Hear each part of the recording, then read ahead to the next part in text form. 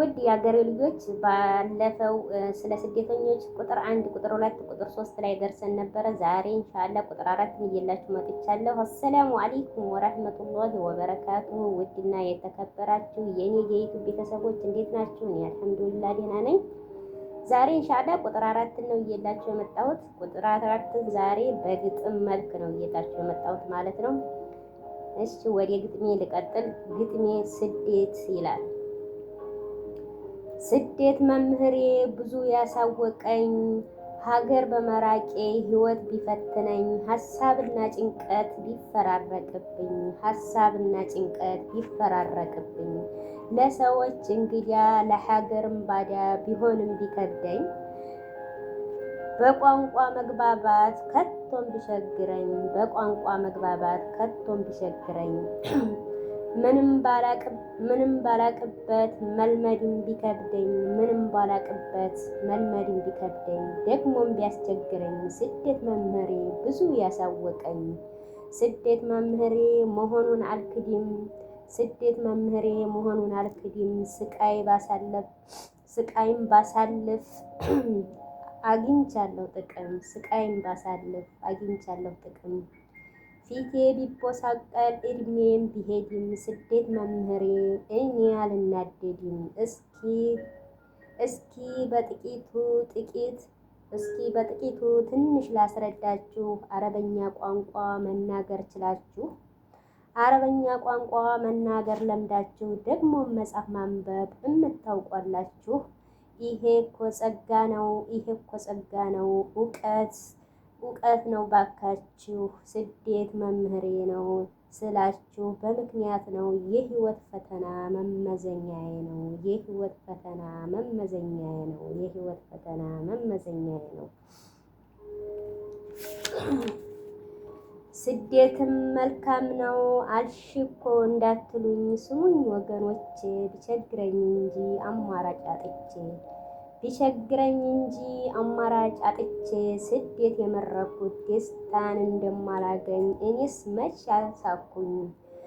ስደት መምህሬ ነው ብዬ ያልኳችሁ የእናት የአባት ሽታን፣ የቤተሰብ ፍቅር ትለኩታላችሁ፣ ከወገን ስትርቁ ባህር ተሻግራችሁ፣ ከወገን ስትርቁ ባህር ተሻግራችሁ፣ ያለፈውን ጊዜ ከቤተሰብ ጋር በፍቅር ያላችሁ፣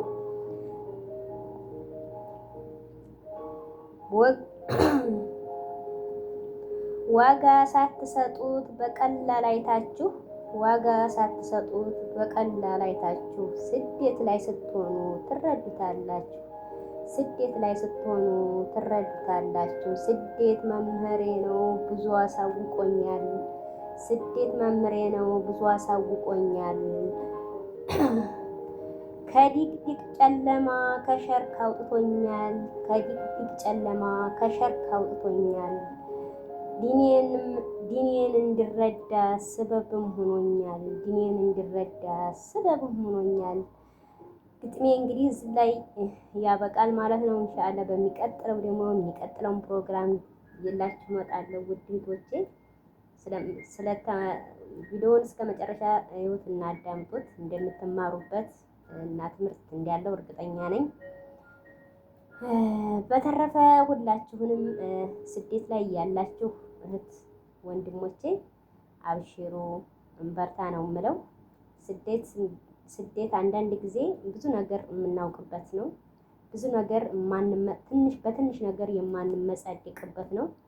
ስደት ብዙ በህይወት ፈተና የሚያስተምረናል። ለምሳሌ አሁን አገር ላይ ብዙ ወይ ስራ ሰርተን አናቅ ይሆናል፣ ወይ ደግሞ በትምህርት ዓለም ላይ ብዙዎቻችን ያሳለፍን እንሆናለን።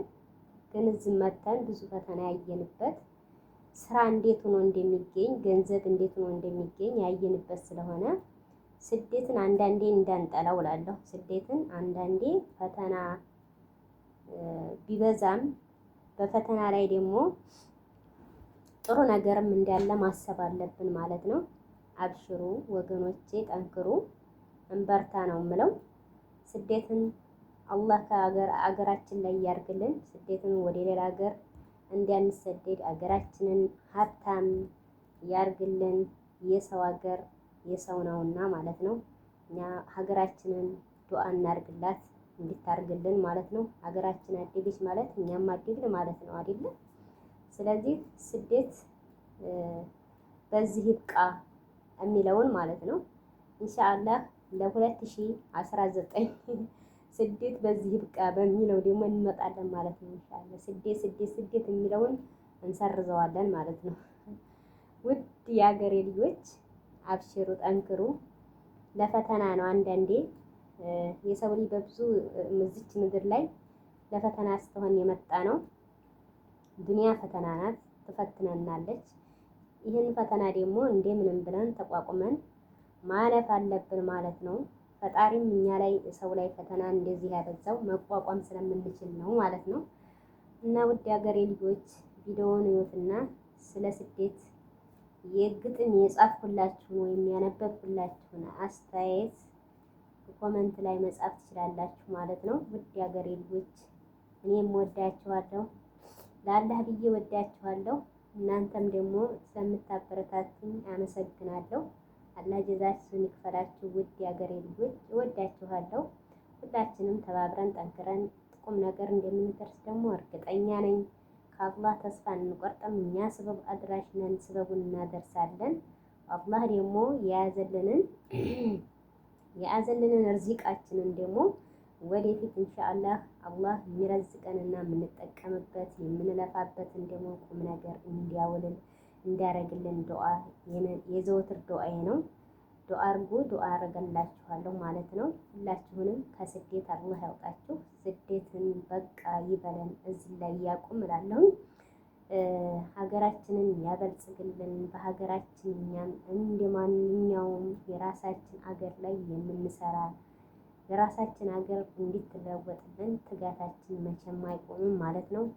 ውድ የሀገሬ ልጆች አብሽሩ፣ እንበርታ፣ ጠንክሩ እያልኩኝ እዚህ ላይ ልሰናበታችሁ ነው። አሰላሙ አለይኩም ወረህመቱላሂ ወበረካቱ።